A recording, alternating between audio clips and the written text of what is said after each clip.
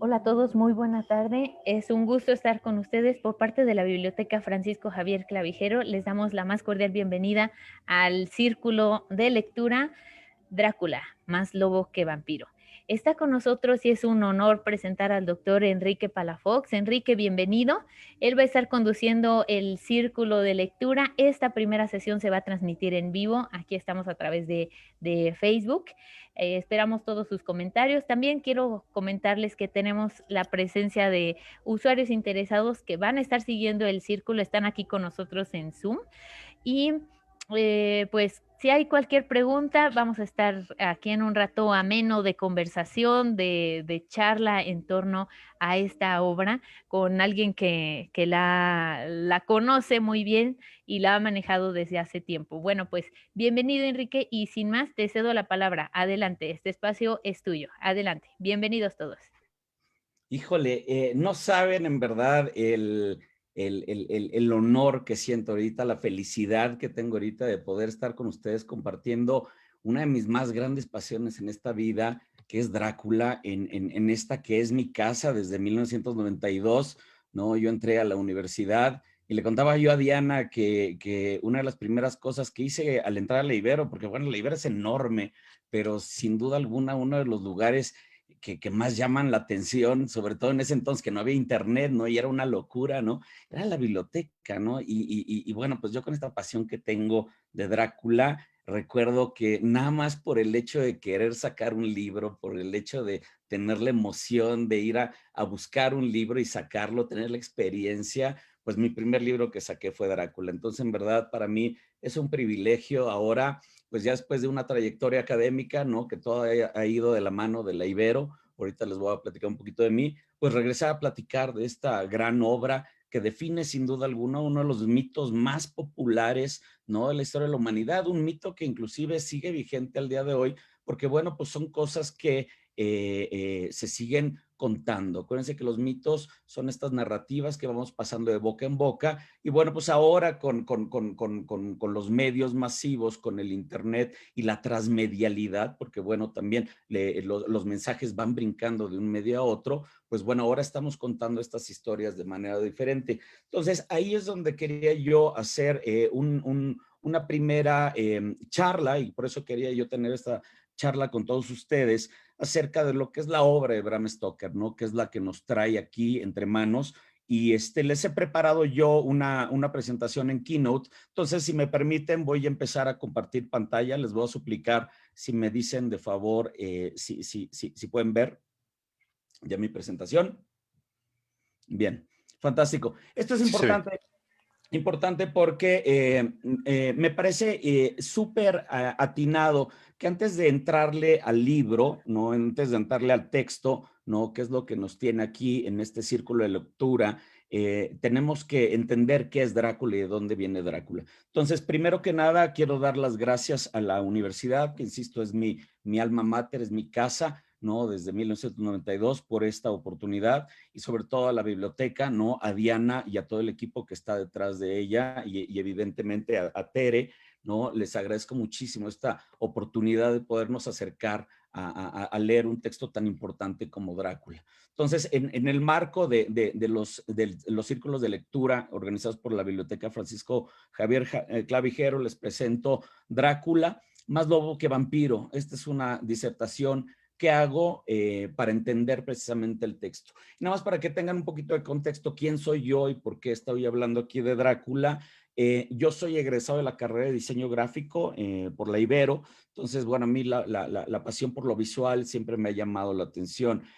Tuve oportunidad de trabajar muchos años en cuestiones de licensing, trabajé muchos años con marcas como Star Wars, trabajé con marcas como Yu-Gi-Oh!, Blade, marcas muy populares de juguetes y demás. Entonces, siempre he estado muy relacionado con el entretenimiento, por tanto, siempre he tenido como esta ojo de estar buscando qué es lo que pasa allá y de estar investigando en esa misma circunstancia. Luego, también en la Ibero estudié la maestría en comunicación La maestría la enfoqué particularmente en Drácula porque ahí ya estaba yo ya como muy ubicado en querer estudiar a este personaje tan maravilloso. La maestría en lo particular, mi análisis fue más hacia el Drácula en los medios de comunicación y finalmente el doctorado que recién lo terminé es en letras modernas y aquí precisamente es donde yo hago un análisis a profundidad de Drácula.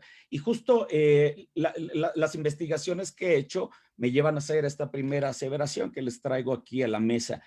Para mí yo encuentro que hay tres Dráculas y los tres Dráculas que existen en nuestra conciencia son totalmente distintos uno de otro, ¿no? Está el Drácula histórico, que ahorita vamos a platicar de él, está el Drácula literario, que es el que vamos a estar platicando durante las siguientes 6 semanas, y finalmente el Drácula mediático, un Drácula que es bien poderoso, porque este Drácula es el que tenemos todos en la cabeza, ¿no? Este es el Drácula que nos llama poderosamente la atención. Entonces, aquí está.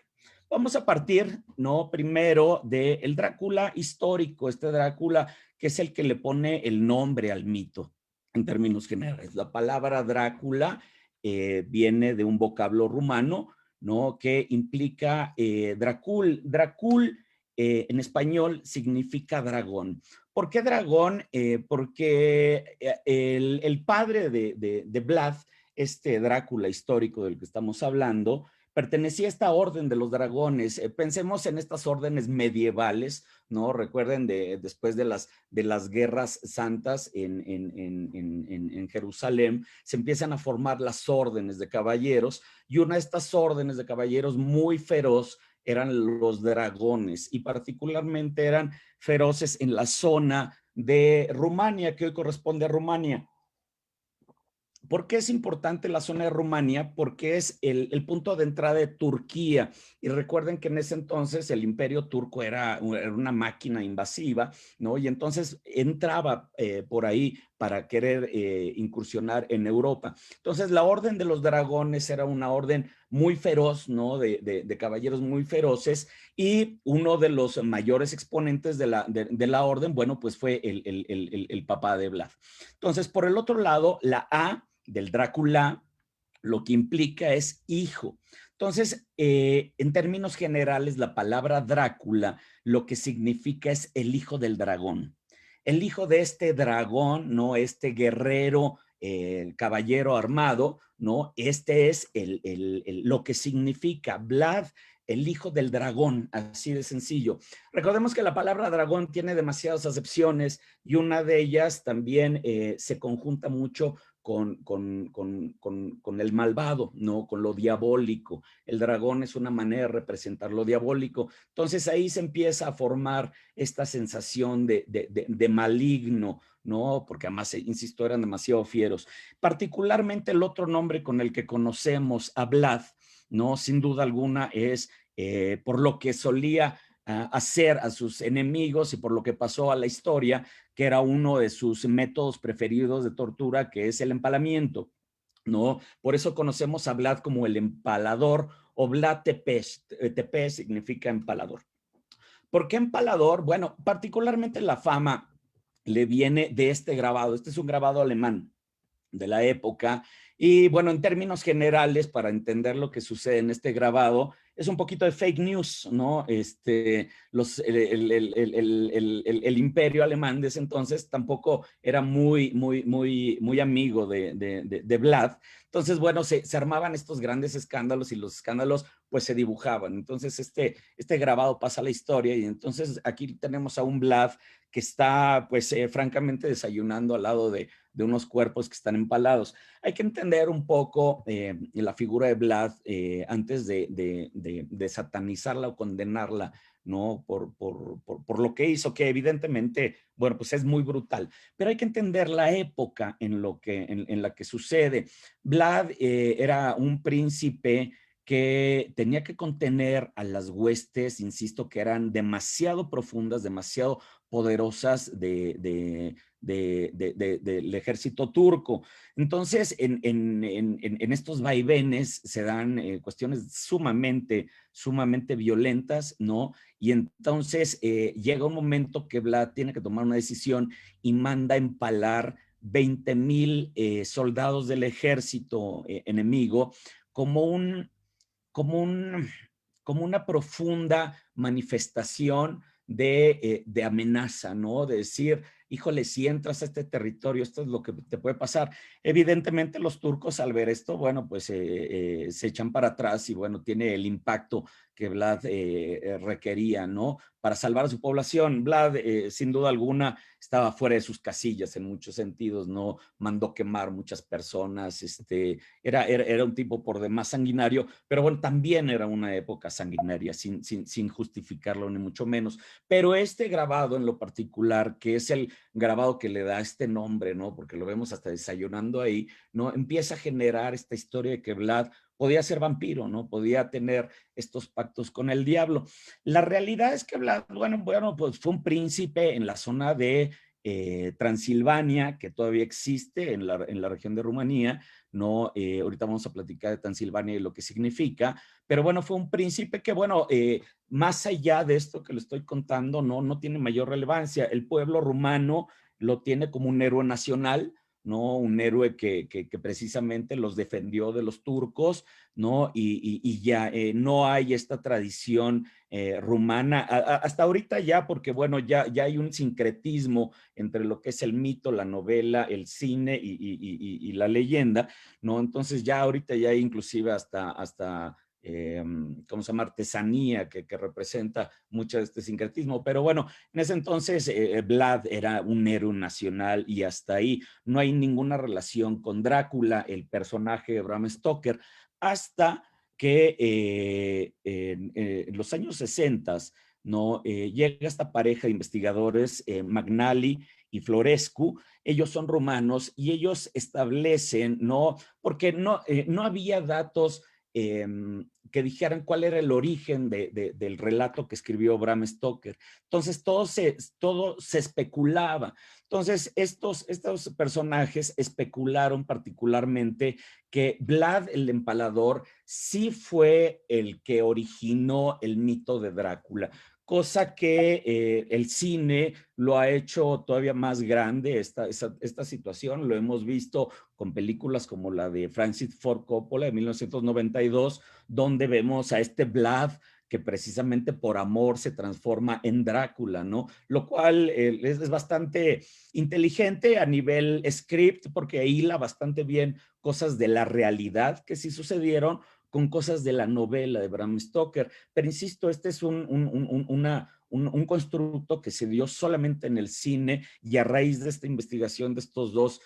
personajes. El cine, insisto, hoy por hoy ya lo da como un hecho, ¿no? Que el Vlad el Empalador y Drácula, el conde Drácula de Bram Stoker son el mismo personaje, ¿no? Este es otro ejemplo, la última película que hubo, Drácula Untold, donde vemos otra vez a aquí precisamente luchando contra los turcos, es que se supone que le vende su alma al diablo y por eso se transforma en Drácula. Pero insisto, no hay ninguna base, ¿no? Que sustente esa teoría, ¿no? Y lo que es bien interesante, la ironía de estos dos investigadores que llegan a esta conclusión errónea, ¿no? Es que en su búsqueda, ¿no? Pues de investigación y de detalles, ellos llegan al Museo Rosenbach en Estados Unidos a hacer investigación presencial, porque ahí había unas cartas precisamente que había dejado Bram, y justo cuando estaban buscando estas cartas, en el museo le dicen, oye, ¿no te interesa ver las notas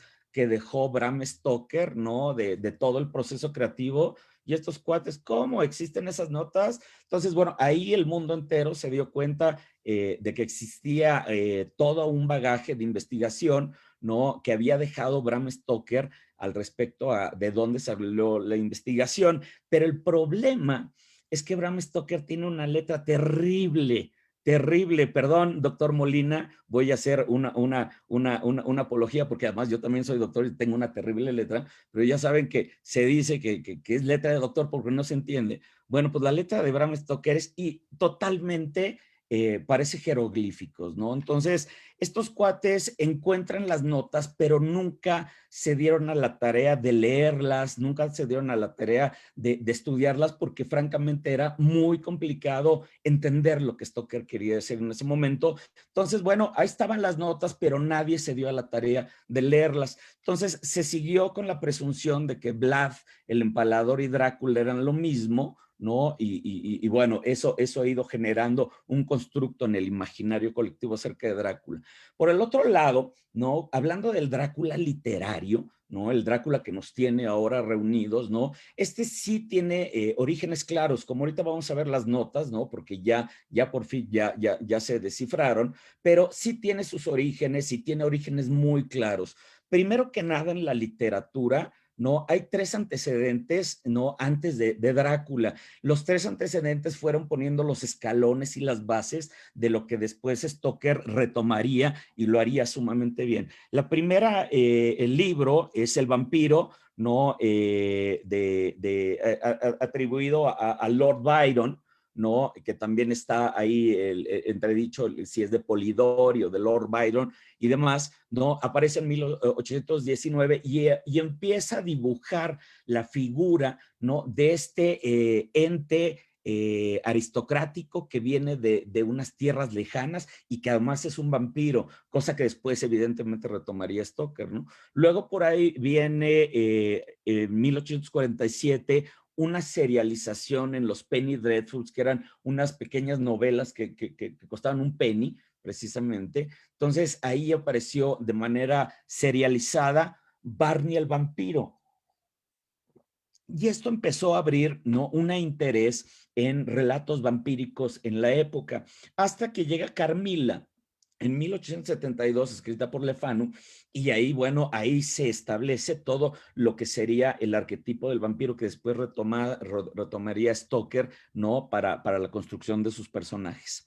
Luego, hablemos un poquito de Bram Stoker, precisamente, que es este gran autor que es el escritor de este gran mito impresionante, que además tiene demasiadas voces, demasiadas multiplicidades, ¿no? Bram Stoker, vamos a entender un poquito de su vida, porque es bien importante entender la vida del autor, porque está profundamente relacionada con lo que sucede en la novela.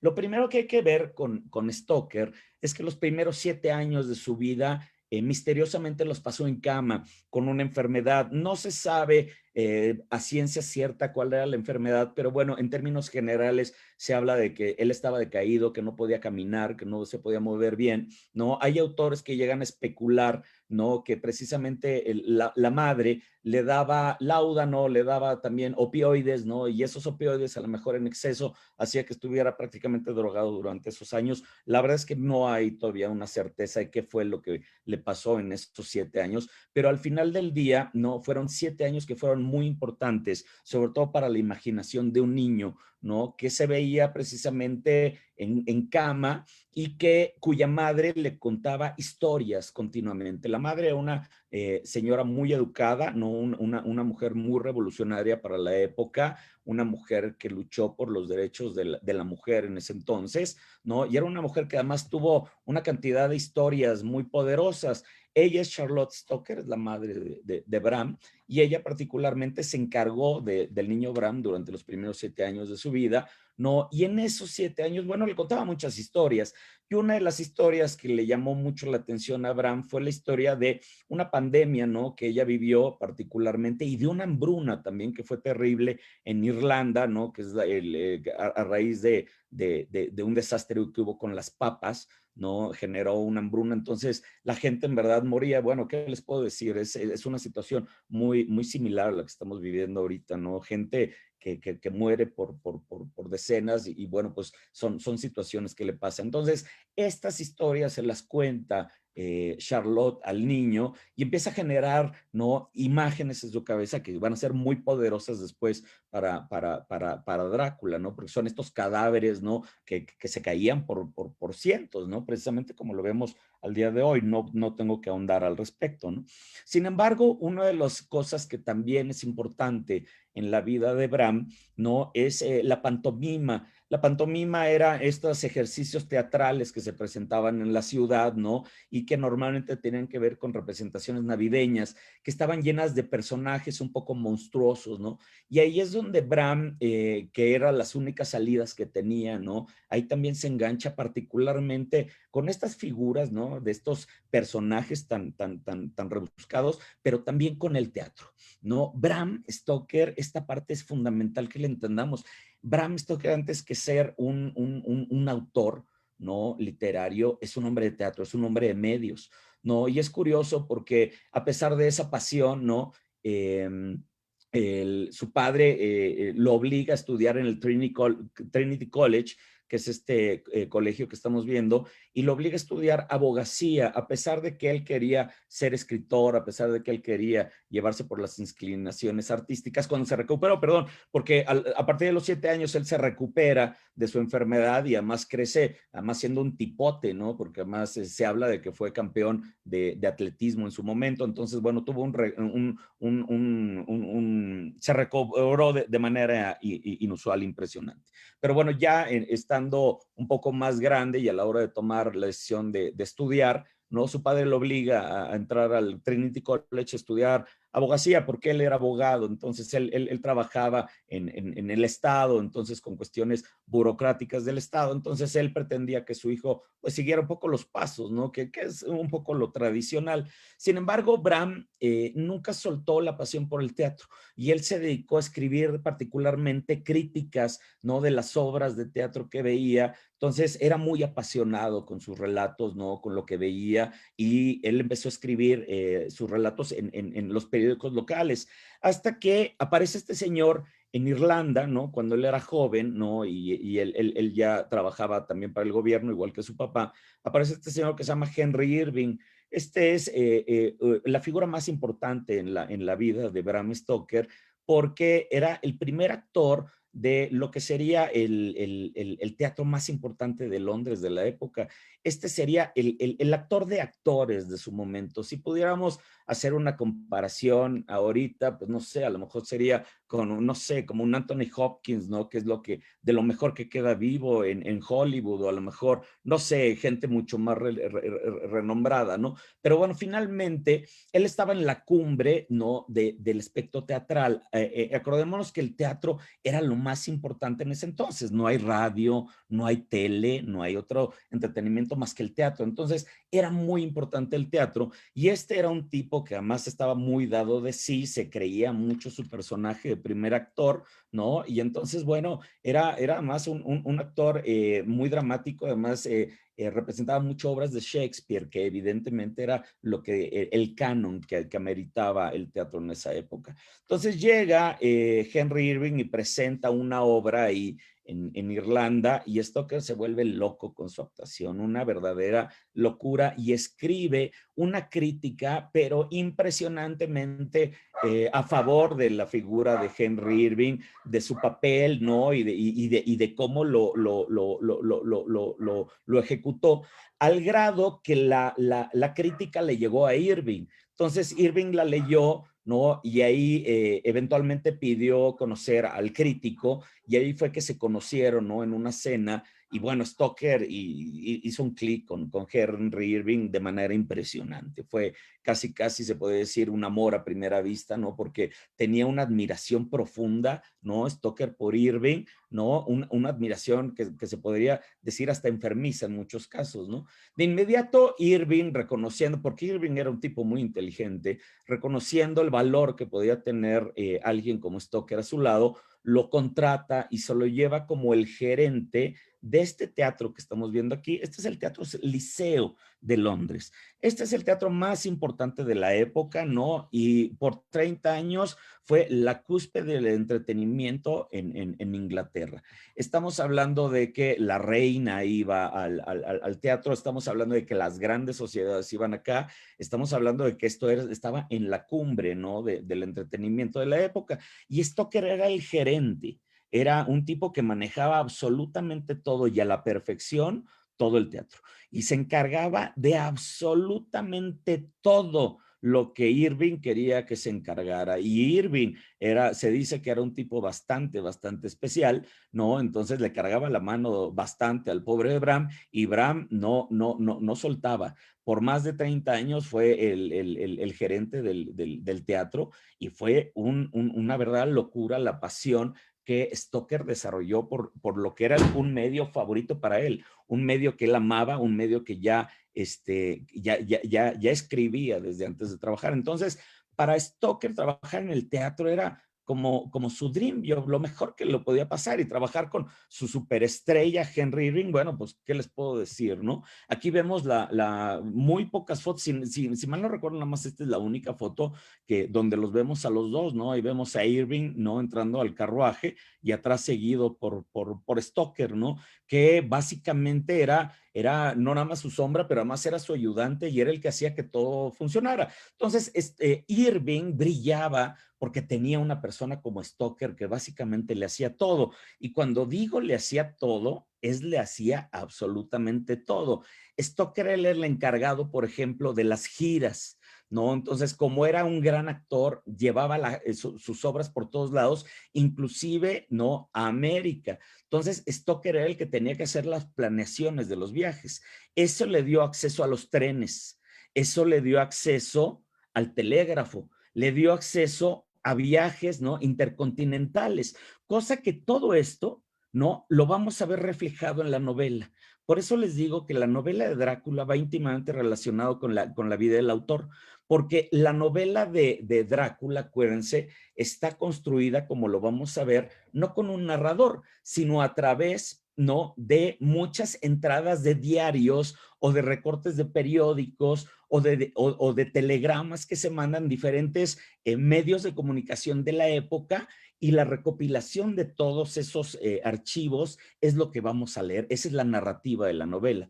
Entonces, Stoker, al ser gerente de teatro, bueno, pues se sabía a la perfección, ¿no? Las partidas de los trenes, ¿no? A qué horas salían, a qué horas entraban, cuál había que tomar, ¿no? Eso evidentemente lo vamos a ver en los detalles de la novela. Lo vamos a ver como Jonathan Harker, el personaje principal, tiene que tomar trenes, tiene que hacer esto y lo otro, que es muy similar al trabajo que aprendió a hacer Stoker, el uso de telegramas, ¿no? Y demás. Luego, otra parte que es fundamental en la vida de Stoker es que al ser el gerente del mejor teatro del mundo, pues tuvo conocimiento de las personas, las celebridades más importantes de la época.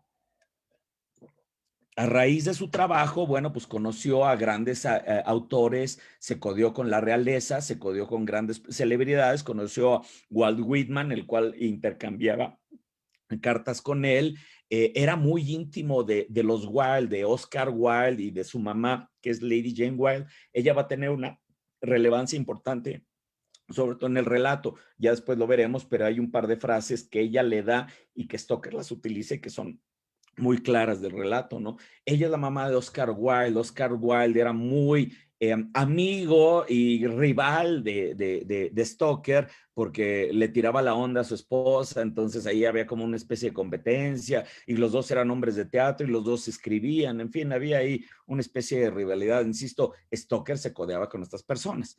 Stoker en sus viajes, ¿no? Conoció y fue muy amigo, por ejemplo, de Buffalo Bill. Y vamos a ver, ¿no? Buffalo Bill era un personaje sumamente extraño, pero recordemos que era un tejano, ¿no? Que llevaba su espectáculo, ¿no? De los indios y los vaqueros, sobre todo por el mundo y particularmente en Europa. Y ahí, bueno, pues aquí vamos a ver una inspiración clarísima de uno de los personajes, ¿no? Quincy P. Morris, ¿no? Es claramente inspirado en Buffalo Bill, ¿no? Personajes reales que sucedieron. Por el otro lado, Stoker era muy amigo de varios autores, a pesar de que él no se considera como uno de los autores más importantes, ¿no? A nivel literario, ¿no? Stoker, él sí fue muy amigo de autores muy renombrados. Por ejemplo, él es Hall Caine, él es al que le dedica precisamente la novela, Bram Stoker, ¿no? Le dice a mi querido amigo Homie Beck, es él, Hall Caine, ¿no? Que era un bestseller autor de ese entonces, ¿no? Era un autor que vendía muy bien. Pero sin embargo, ¿no? La gran inspiración para Drácula, y aquí hay que ser claros y contundentes, la gran inspiración para Drácula no es otra que Henry Irving en su papel de Mefisto, porque bueno, lo representó una y otra vez en el teatro, en el Teatro Liceo, y Stoker estuvo atrás de esta producción, pero impresionante. Este personaje, bueno, pues es muy relevante porque como vamos a leer, ¿no? El personaje de Drácula es un personaje faustiano, es un personaje que hace un pacto con el diablo, ¿no? Y es gracias a eso que él adquiere sus poderes, ¿no? Entonces, la referencia más clara que tiene Stoker es Henry Irving, sin duda alguna, y más que nada en este rol que estamos viendo aquí. Entonces, a partir de esa inspiración que tiene Stoker, él empieza a investigar, ¿no? Sobre todo cuestiones de folclore, sobre todo cuestiones de leyendas, cuestiones de ese arraigo popular milenario, de ese boca en boca que se ha venido desde que el hombre es hombre, ¿no? Él empieza a investigar y se lleva 7 años investigando, ¿no? La novela de Drácula no se crea de la noche a la mañana, como muchas veces se ha hecho creer que Drácula se inspiró en una pesadilla que tuvo Bram Stoker y de ahí eso es mentira totalmente. Drácula es un trabajo de investigación profundo que lleva Stoker, insisto, por 7 años, particularmente en la biblioteca de Londres, ¿no? Ahí hay hoy por hoy ya se han encontrado los registros de los libros que sacó, inclusive esos libros ya están reservados porque tienen las marcas y las anotaciones que el mismo Stoker hizo en esos textos, ¿no? Para sacar sus inspiraciones, ya están muy claros cuáles son los libros que sacó, ¿no? Para investigar esto del folclore en Europa, ¿no?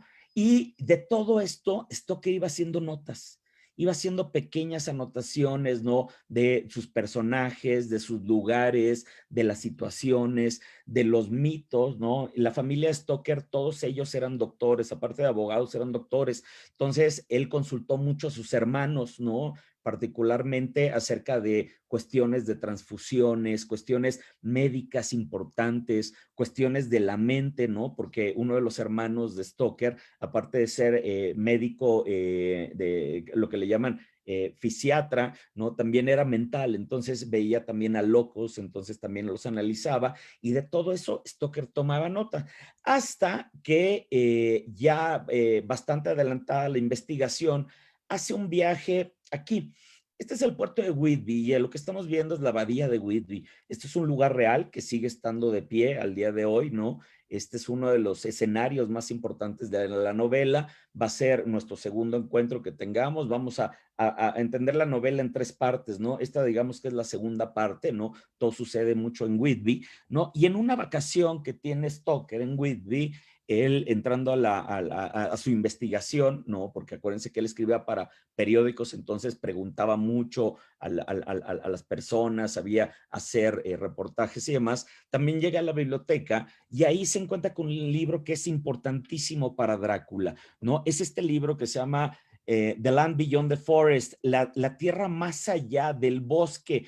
La tierra más allá del bosque es lo que Transilvania significa.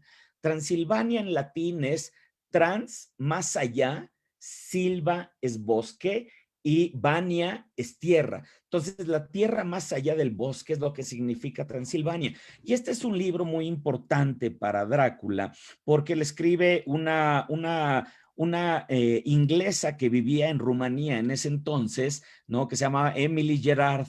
Y ella, digamos que era una agregada cultural allá, y mientras ella estaba allá se dedicó a escribir acerca del folclore rumano, se dedicó a escribir acerca de los mitos, de estas leyendas, ¿no? Sobre todo Rumanía, con estos cruces entre los turcos, ¿no?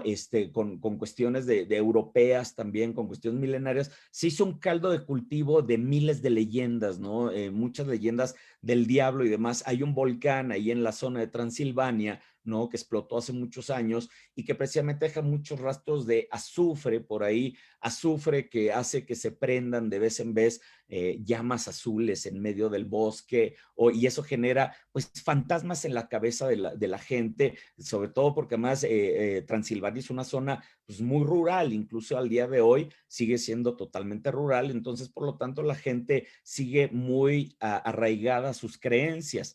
Entonces, este libro se convierte en algo muy importante porque ya casi al final de su investigación, ya casi al final de los 7 años de investigación, ahí se menciona la palabra Drácula.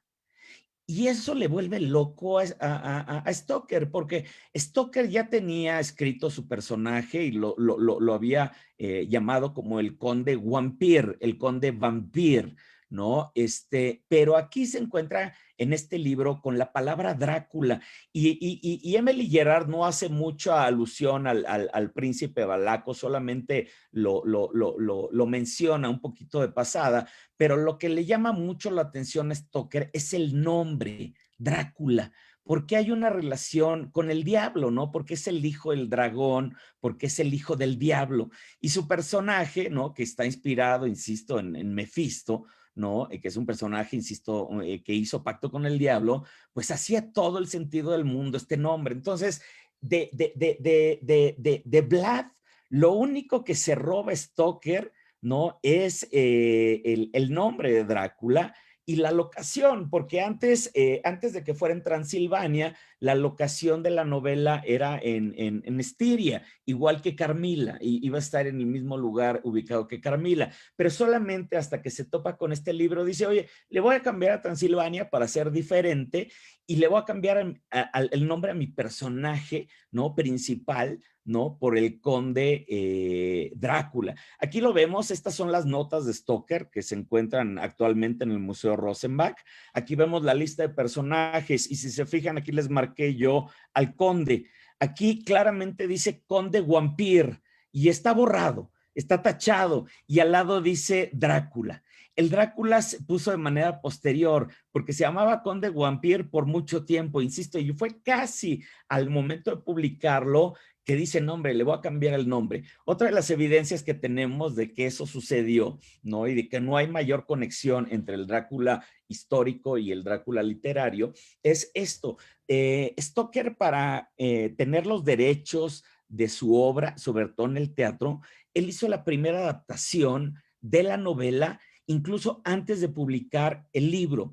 La hizo 14 días antes de que se publicara el libro. Entonces, y montó una obra muy rápida solamente para conseguir los derechos, ¿no? Y que después él pudiera montarla y cobrar por esos derechos. Él quería, evidentemente, que el conde Drácula lo hiciera Henry Irving, pero Irving vio el papel y dijo, no, hombre, no me interesa. Y le dijo, bueno, está terrible, cosa que, bueno, pues le dolió mucho a Stoker. Pero vean aquí los panfletos de la época que anunciaban precisamente esa única presentación.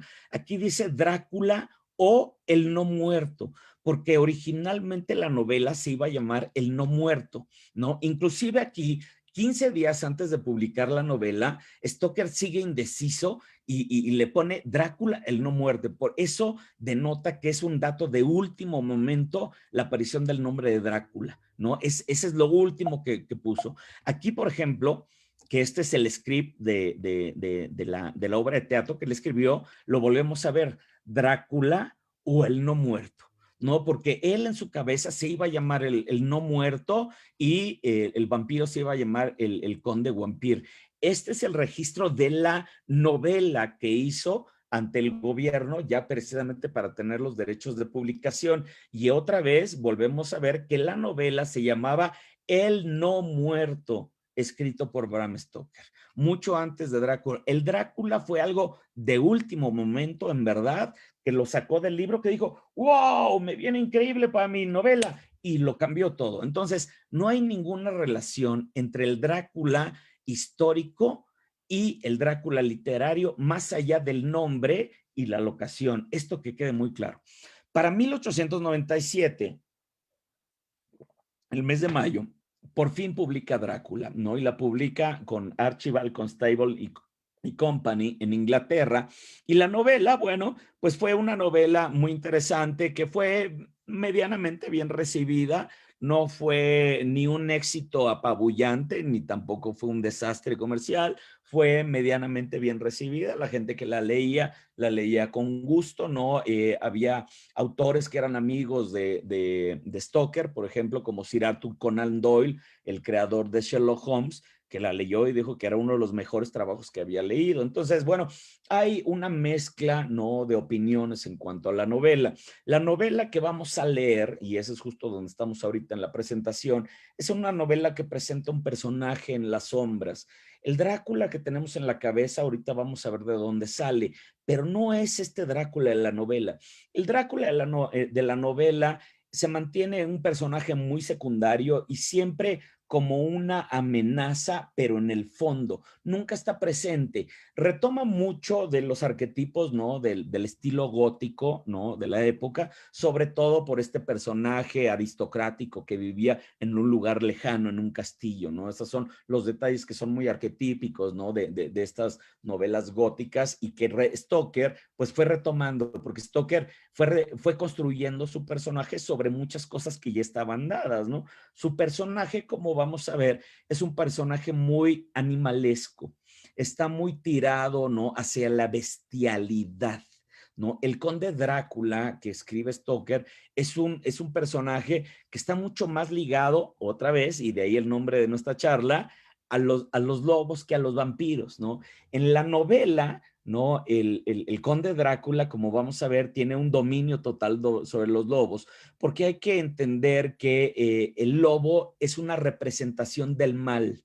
Recordemos que el Drácula de Stoker es un personaje totalmente demoníaco y totalmente vinculado con el maligno. Entonces, para asentar más esta idea, es mucho más lobo que vampiro. Ahorita vamos a ver de dónde sale la figura del vampiro. Pero bueno, vamos a estar viendo durante el relato que vamos a leer, ¿no?, cómo la figura del lobo es muy presente en todo momento, no nada más porque él comanda a los lobos, sino porque él también se puede transformar en lobo, ¿no? Tiene uno de sus poderes, ¿no? Si hoy hablamos de superhéroes, ahorita Marvel está dominando el espectro de entretenimiento y nos encantan los superhéroes por sus poderes. Bueno, pues el primero que tuvo grandes superpoderes sin duda alguna, es el conde Drácula, ¿no? Este tipo se podía transformar en neblina, ¿no? Se podía transformar, comandar, ¿no?, los animales que más miedo nos da. Y eso es maravilloso porque Stoker hace ese ensayo, ¿no?, de cosas que en verdad nos ponen mal, ¿no? Las arañas son también muy importantes en el relato de Drácula. Evidentemente está la figura del vampiro y va a aparecer por ahí en un capítulo muy importante de la novela, pero insisto, no es tan relevante, ¿no?, como la figura del lobo, porque insisto, la figura del lobo y Drácula prácticamente van de la mano. Es súper importante eso, porque insisto, Drácula es un personaje que hizo un pacto con el diablo, como lo vamos a ver, ¿no?, en estas primeras lecturas, ¿no? En estas dos primeras semanas vamos a entender de dónde está la relación con lo demoníaco, ¿no? Entonces, bueno, el Drácula que vamos a leer es un Drácula muy oscuro que se lleva a cabo en panteones, se lleva a cabo con personajes muy oscuros, que entendamos que no es el vampiro que hoy tenemos en la cabeza. Hoy el vampiro es sumamente sensual, ¿no? Demasiado sexualizado, ¿no? Hemos visto a Brad Pitt, hemos visto a Tom Cruise, hemos visto a Edward Cullen, ¿no? Todos estos guapos que son vampiros, entonces eso nos enamora, pero la realidad es que el vampiro Stoker es un ente que se acaba de levantar de la tumba y es un cadáver y es hediondo, tiene mal olor, ¿sabes? No es una figura atractiva. Por eso les digo que hay que entender el Drácula de Stoker de manera distinta al Drácula que tenemos en la cabeza. La novela, insisto, llama la atención, pero es más el trabajo que el mismo Stoker hace por llevarla a muchos lados, que en realidad que haya sido un éxito comercial la novela, ¿no? Es Stoker mismo el que quiere llevar su novela, ¿no?, a los medios de comunicación. Y esa es la importancia del Drácula, porque Drácula cuando entra a medios de comunicación es cuando se hace gigante, porque a nivel literario, insisto, pues sí, se hubo varias reediciones. A la fecha, el libro no se ha dejado de editar en Inglaterra, ¿no? A partir de 1897 y a la fecha no se ha dejado de editar, ¿no? Es algo que siempre ha estado constante, pero en el resto del mundo, insisto, fue más labor de Stoker, ¿no? Que el éxito comercial que haya llevado. Por ejemplo, Stoker en sus viajes quería publicar la novela en Estados Unidos y por lo tanto quería los copyrights de la novela en Estados Unidos, y para hacerlo primero tenía que publicarla en periódico. Entonces, él mismo hizo la adaptación de su novela al periódico en Estados Unidos antes de que se publicara en libro. Luego, él mismo encontró gente que le ayudara a traducir su relato a otros idiomas. Lo tradujo a 3 idiomas particularmente, y hay una historia que es increíble, que por cierto se las recomiendo mucho, que tiene que ver con esta versión que es la islandesa de 1901, que se llama Mark Micrana, que recientemente, y cuando digo recientemente estoy hablando de unos 5 años para acá, se acaba de descubrir que es una historia totalmente distinta a la que Stoker nos cuenta en la que vamos a leer, pero son paralelas. Y Stoker de una u otra manera la avaló. Stoker estuvo a cargo de esa transmediación. Entonces, Stoker es el mismo, ¿no? Aparte de ser el autor, es el mismo el que detona que su novela se vaya llevando a medios y por lo tanto sea tan famosa, ¿no? Y por eso es que vamos a hablar de este último Drácula, que es el Drácula del entretenimiento. Y bueno, finalmente Stoker en esta lucha no le alcanzó, ¿no? Stoker no es que haya muerto en la pobreza absoluta, pero bueno, Stoker no vio el resultado económico que él esperaba, porque insisto, él sí pretendía llevar su relato, su novela, su libro, lo pretendía llevar a teatro, lo pretendía llevar a tele, y seguramente si hubiera podido lo hubiera llevado a cine, ¿no? Queriendo llevar su relato a todo, insisto, en la búsqueda de los copyrights, pero no le alcanzó, ¿no? Y en 1912 él muere, ¿no? Y un poco en el olvido, porque bueno, Henry Irving ya también había muerto del Teatro Liceo, él se quedó sin trabajo a la muerte de Henry Irving, ¿no? Y entonces tratando de buscar regalías con Drácula, bueno, pues no le alcanzó, ¿no? Sin embargo, a la muerte de Stoker, su viuda publica que es Drácula's Guest, que este es un capítulo que le llaman el capítulo perdido de la novela, ¿no? Dacre Stoker, que es tataranieto, sobrino, nieto, que esperemos que esté con nosotros en la última sesión platicando con nosotros, ya está muy apalabrado, pero él ya encontró las evidencias de que sí fue parte original de la novela, pero que después fue editada, ¿no? Porque no había mucho sentido con el resto del relato y ya se hacía demasiado largo. Sin embargo, la esposa, Florence Stoker, esta que vemos aquí, ella sí la publicó, ¿no? Haciendo que la fama de Drácula fuera creciendo y creciendo, al grado que hacia 1916, en Alemania, un director llamado Murnau quería llevar la adaptación de la novela de Bram Stoker al cine, y queriendo comprar los derechos, la viuda se los negó, simplemente no se los dio. Entonces él no se quedó cruzado de brazos, dijo, bueno, pues no me das los derechos, pues me invento mi propia historia, y entonces fue que él crea Nosferatu. Nosferatu es básicamente Drácula, pero con cambios de personajes, ¿no? Para evitar un tema de copyrights, es un tema de evitar, ¿no? Un litigio con la esposa. Entonces, la historia es bastante similar, cambian los lugares, eso sí, esa parte es importante, ¿no? Y cambian cosas considerables que se van a quedar en nuestro colectivo, importante. Por ejemplo, la fijación de Drácula con una mujer, ¿no? Del vampiro con una mujer, es algo que pone Murnau en su película, pero que nunca vamos a leer en la novela. Jamás vamos a ver esta obsesión del conde Drácula por ninguno de los personajes, ni por Mina, ni por Lucy, ni por nadie. Las víctimas son circunstanciales, ¿no? Y vamos a ver más adelante, pero no hay una obsesión por la mujer. Aquí Marnot sí hace que inclusive el vampiro que él tiene se muera, ¿no? Por esta perdición, ¿no? Que tiene de amor. amor. Y ojo, este es uno de los cambios más dramáticos que sufre la novela y el mito de Drácula en la conciencia popular, porque el Drácula de Murnau, como no podía morir como en la novela, por cuestiones de derechos de autor, Murnau cambia el sentido de la novela y lo mata con el sol, ¿no? Y esto se nos queda en la cabeza y al día de hoy, bueno, Drácula muere con la luz del sol, cosa que no es cierto, porque como vamos a leer en el texto, Drácula puede caminar perfectamente a plena luz del día sin que le pase nada, simplemente sus poderes reducen un poco durante la luz del sol, pero eso no quiere decir que se muera. La muerte a luz del sol es producto de Murnau, insisto, y gracias a una cuestión de derechos de autor.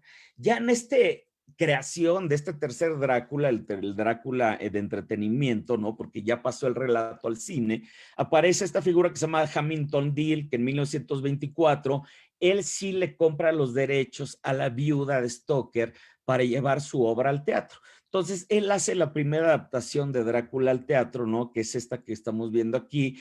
Y como había que hacer muchas adaptaciones por el tipo de formato, hizo muchos cambios en el argumento, ¿no? Y particularmente uno de los cambios que es fundamentales de entender es la sensualidad en la figura de Drácula. El Drácula de la novela, como vamos a ver, no es una figura sensual, no es una figura sexual, no es, vamos, siquiera una figura atractiva. Sin embargo, ¿no? En el teatro sí tenía que serlo, porque el vodevil así presentaba a las vampiresas de la época, ¿no? Estas mujeres, ¿no? Que eran, ¿no? Como las famosas come hombres, ¿no? Eran estas figuras de las vampiresas, ¿no?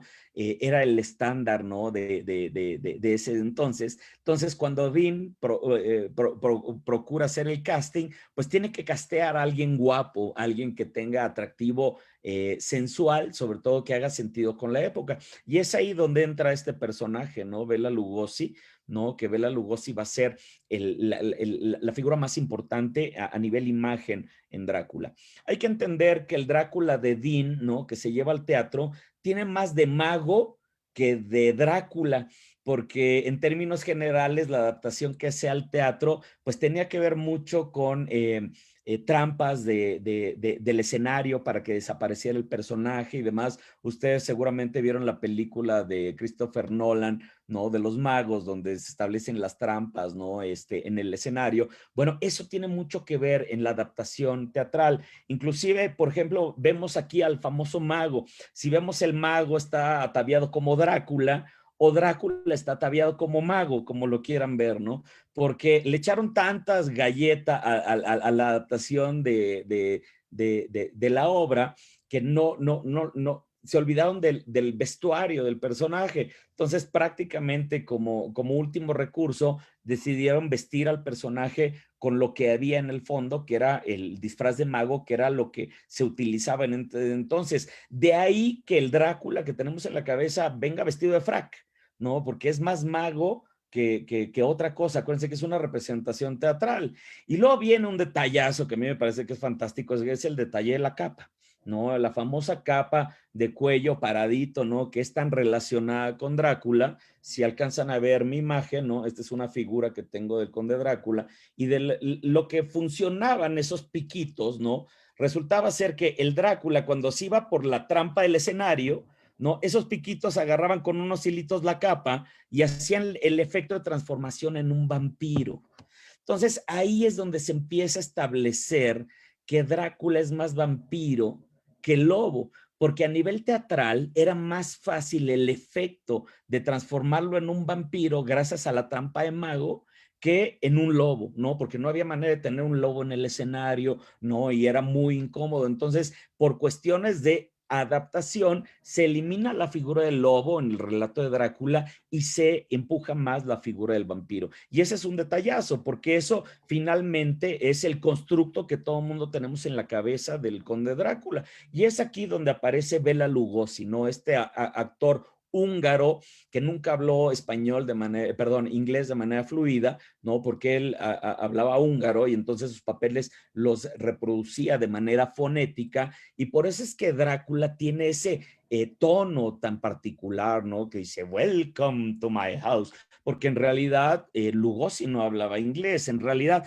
esos constructos, ¿no? Son que tenemos en la cabeza de Drácula, pues son estas cosas que se van agregando a partir del cine, ¿no?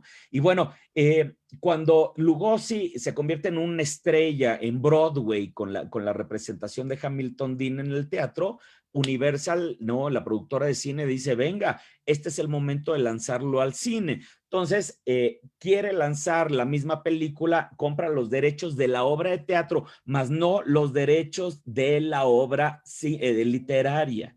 Entonces, acordémonos que lo que se va al cine es lo que Hamilton Dean ya había adaptado, más no la obra de Bram Stoker. Entonces, lo que vemos en el cine en 1931 básicamente es la historia de Hamilton Dean, no la historia de Bram Stoker. Este es un súper detalle, ¿no? Porque además, bueno, pues se ve enmarcado con la figura de Bela Lugosi, que esa fue completamente fortuita, porque la idea de Universal y Carl Laemmle es que el actor que participara fuera se me fue el nombre,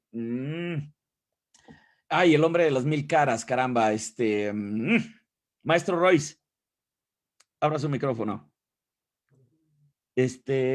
Lon Chaney, perdón, Lon Chaney, que iba a ser el actor que iba a representar a Drácula en ese entonces, pero muere de cáncer. Entonces, como muere de cáncer, bueno, pues se traen de bateador emergente a Lugosi, porque bueno, pues ya había tenido éxito en Broadway. Y acuérdense que Hollywood lo que quiere es que venda boletos. Entonces, bueno, la fórmula funciona y en 1931 se convierte en los primeros blockbusters de la historia, ¿no? La gente se arremolinaba para ver Drácula, porque además justo Universal el mismo año lanza Frankenstein, entonces prácticamente exhibían las dos películas juntas, como lo estamos viendo aquí, y esto es lo que cimenta, ¿no? En la cultura popular, la imagen del Drácula que hoy entendemos, ¿no? Este Drácula que es un Drácula romántico, ¿no? Que aquí vemos, por ejemplo, lo que les decía yo del efecto. Es más fácil transformar a Drácula en un vampiro que en un lobo. Entonces, por ende, ¿no? El Drácula que entendemos nosotros, ¿no?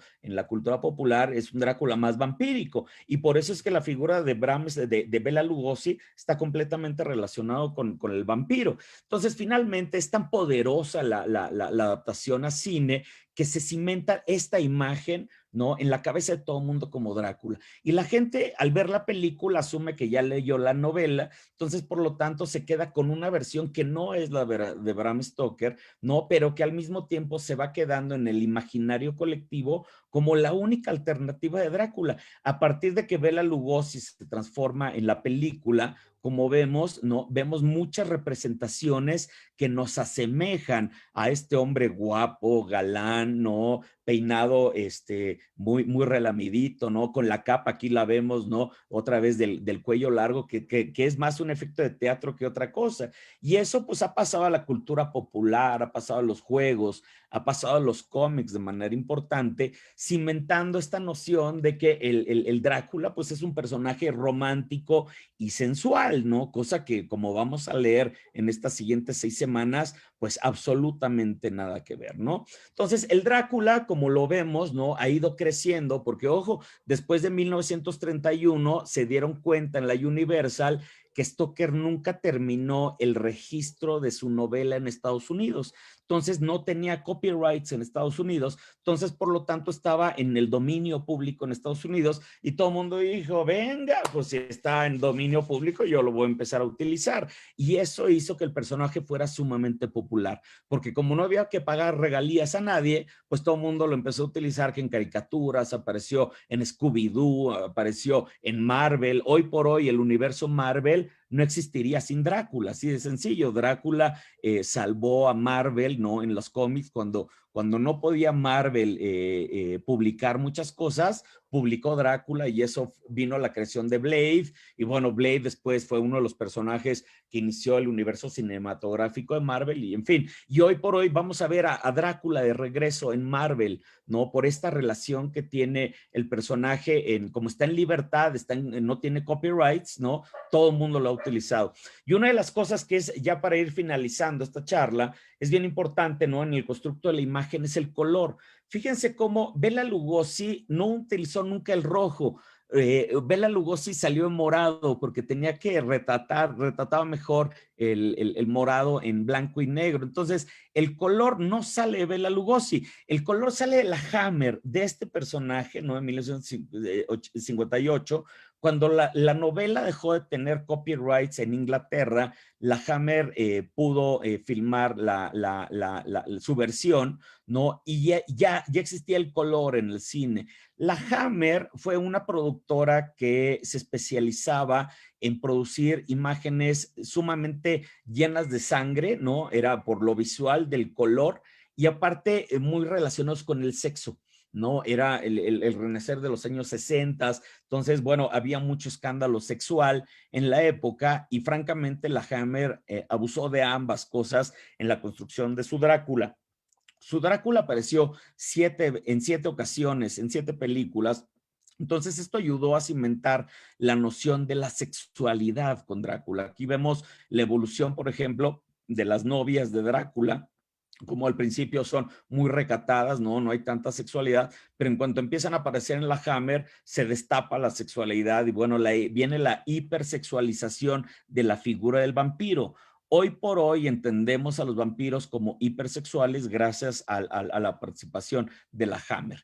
Y el otro detalle importante es el color, porque insisto, Christopher Lee fue el primer Drácula que utilizó capa negra con rojo, como aquí lo vemos, ¿no? Aquí representado, y eso se unió a la imagen que venía dando Bela Lugosi, y aquí es donde ya tenemos este constructo, ¿no? Que hoy por hoy prevalece, donde el Drácula pues viene con esta capa roja y negra, ¿no? Que esta es la imagen, si se fijan, ¿no? Que sincretizan todo, tiene el vampiro, tiene al guapo, tiene el pelo relamido, tiene el rojo de la capa, ¿no? Tiene el piquito de la capa también, en fin, este es el arquetipo que tenemos de Drácula. Christopher Lee después interpretaría al verdadero Drácula, porque lo interpretó 8 veces, ¿no?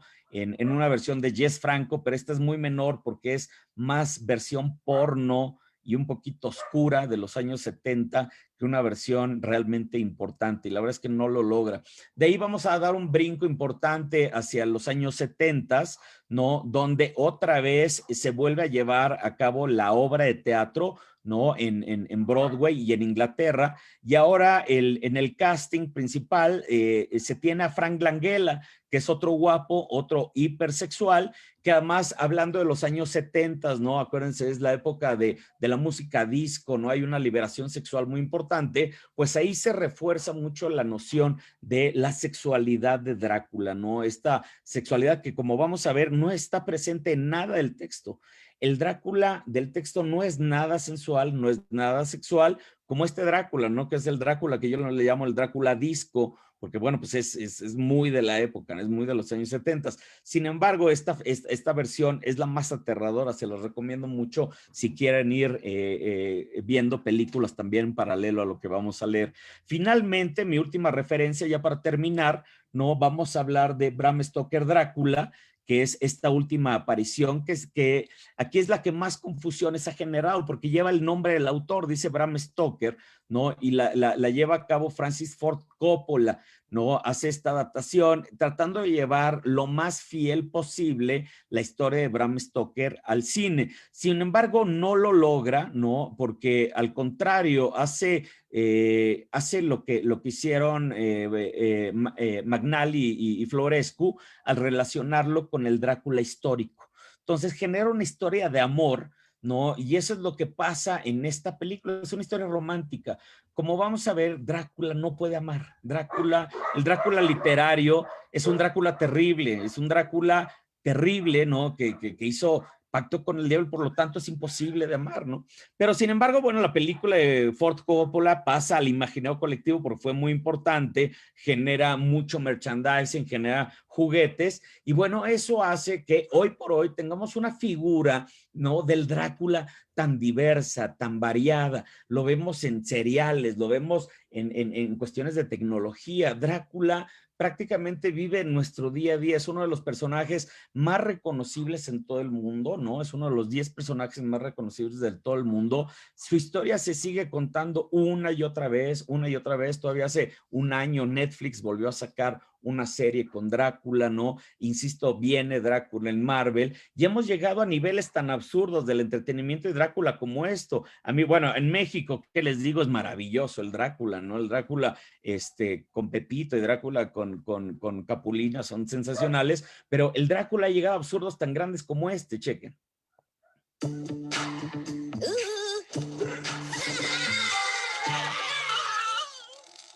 Oh. Y ahí lo tenemos, ¿no? Todas estas ideas, ¿no? Que si se muere con la luz del sol porque viene Nosferatu, pero sí, el Drácula de Lugosi, que es más guapo, en fin. Ese es el Drácula que tenemos en el imaginario colectivo y por eso quería empezar con esta charla, ¿no?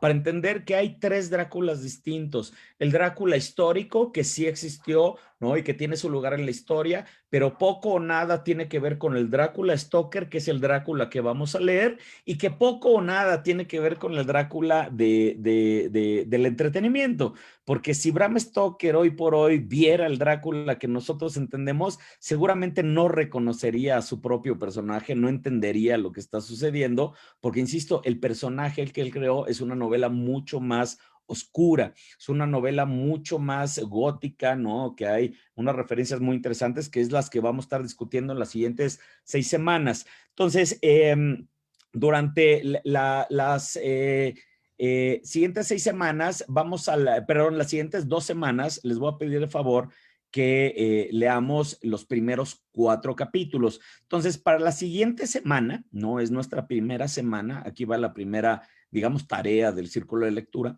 vamos a leer, ¿no? Entre todos, el capítulo 1 y capítulo 2 de la novela de Bram Stoker, ¿no? Capítulo 1 y capítulo 2 es básicamente la llegada al castillo de Drácula. Eso es lo que vamos a leer de aquí a la siguiente semana.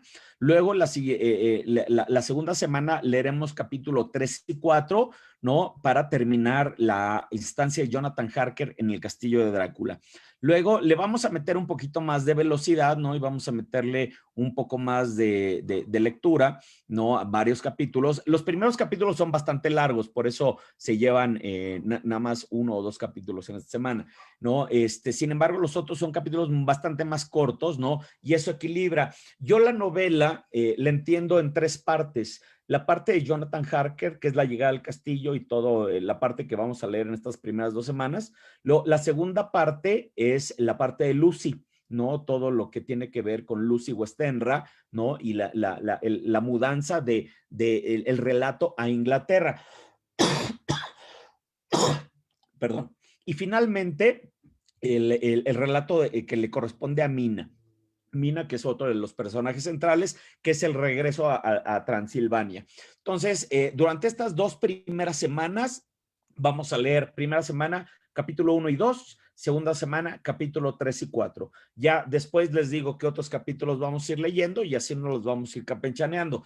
Tenemos la enorme ventaja que se nos atraviesa por ahí Semana Santa, entonces vamos a poder leer, sí, un poco apretados, ¿no? Porque es un libro que va a exigir de nosotros, ¿no? El mes y medio que tenemos por delante, ¿no? De lectura para echárnoslos bien, ¿no? Pero también relajado, también que esté, me parece que está bastante bien planeado para que lo podamos disfrutar la novela y sobre todo la podemos platicar. Entonces, de aquí a la semana que entra, leemos capítulo 1 y 2, por favor, y empezamos a platicarlas. Y de cualquier manera, ustedes me pueden localizar de manera muy particular en Facebook. Aquí les dejo mis datos. Así estoy como Enrique A. Palafox. Ahí me encuentran en Facebook. Por favor, échenme un mensaje y por supuesto que les puedo contestar. Si necesitan algún material adicional a la lectura, con todo el gusto se los puedo proporcionar. Si quieren platicar algo, ¿no? Con todo el gusto lo podemos hacer por allá. Entonces, contáctenme a través de Facebook. Y aprovechando, bueno, pues también los invito, ¿no? Porque al final de este círculo de lectura, aquí viene un comercial, ¿no? Tengo una página en Facebook que se llama Drácula's Place, que ahí básicamente cuento yo la lectura en tiempo real, porque como vamos a ver, es una una novela que se cuenta perfectamente en tiempo real, ¿no? Lo que pasa el 3 de mayo, ¿no? Yo lo cuento en Facebook el 3 de mayo, pero es ilustrado. Entonces, es una experiencia muy interesante, ¿no? La lectura en tiempo real, conforme van pasando las cosas, pero más con ilustraciones proporcionadas por un servidor, ¿no? Que es mi visualización y mi aportación al mito de Drácula. Y pues con esto estaría terminando yo la sesión del día de hoy. Me gustaría saber si alguien tiene alguna pregunta, en fin. Enrique, Adelante, maestra, adelante. gracias por esta charla tan amena, esta plática que nos ayuda a adentrarnos un poco en el contexto de la obra y bueno, pues tuvimos algunas preguntas, comentarios e incluso conversaciones completas ahí en Facebook por parte de nuestros usuarios. Seguimos transmitiendo en vivo. Le cedo la palabra a mi compañero Gustavo. A ver, Gustavo, si quieres comentarle alguna de ellas y cerramos la transmisión en cuanto se responda a estas y si alguien después del círculo que aquí nos están acompañando en Zoom quiere dialogar, pues en cuanto cerremos la transmisión de Facebook va a estar abierto este espacio. Gracias. Venga. Adelante. Adelante, Gustavo.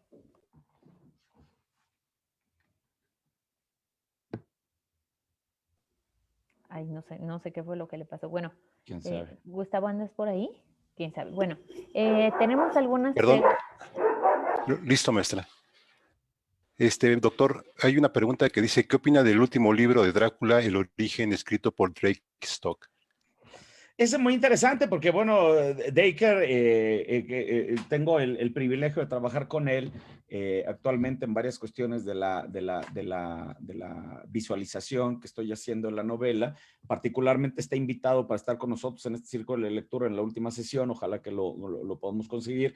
¿No? Él tiene una visión muy particular de Drácula. Ya he encontrado, ¿no?, un par de escritores, ¿no?, con los cuales se ha apoyado para contar una precuela y una secuela de Drácula. Yo, para ser sincero, yo soy enamorado del Drácula original, del Drácula de Bram Stoker. Y bueno, si bien me encanta todo lo relacionado con Drácula, no, así lo tengo, no como un producto más, no como de cualquier otro autor, no, pero para mí no lo voy a tomar yo como una secuela directa, porque para mí, en verdad, Drácula es un fenómeno único, ¿no? Y así me gusta verlo. Entonces, pues esa sería mi opinión. Ahora, ¿se los recomiendo leerlo? Sí, por supuesto, léanlo, y está en español, ¿no? Entonces, es un texto que parece imperdible.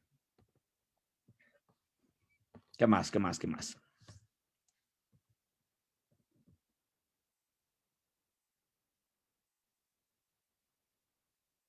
Me quedé en el vacío como en 2001. Sí, no tengo problemas, permítame. No te preocupes. Estoy haciendo guasa, no te estoy presionando. Al contrario, gracias. Este es el doctor Miguel Molina. Ahorita damos salida a todos. Que hay un comentario que dice sobre Drácula el origen, aunque se le hizo como una copia de la película de La sombra del vampiro, sí, le gusta que empiece explicando el tema de la nana que lo cuidó. ¿De qué opina? Sí, ahí la enorme ventaja que tiene Dacre sobre cualquier otro autor es que Dacre es un investigador muy, muy abocado a Drácula. O sea, más allá de ser familiar de Stoker, él se ha dedicado a investigar profundamente a Drácula, inclusive ha viajado, yo viajé con él una sola vez a Transilvania, ¿no? Porque él hace viajes a Transilvania de investigación, ¿no? Él, gracias a las investigaciones de otro académico que se llama Hans de Roos, en Europa, ya localizaron la localización exacta del castillo de Drácula, porque ojo, en Rumania está el castillo Bran, que es el que nos venden a los turistas como el castillo de Drácula, pero ahí no tiene nada que ver con la novela. Sin embargo, la ubicación del castillo de la novela ya fue localizada con latitud y longitud especial, y Dacre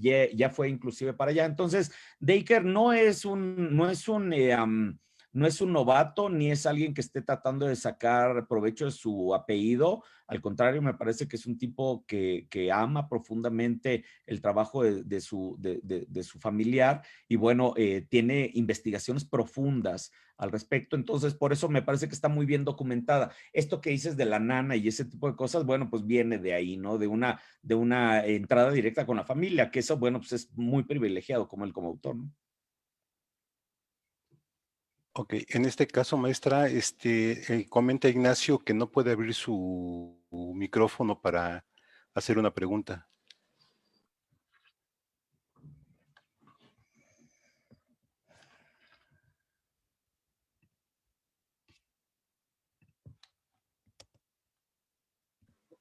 ¿O alguien quiere hacer una pregunta en lo que abro el chat, por favor? Por ahí el doctor Molina.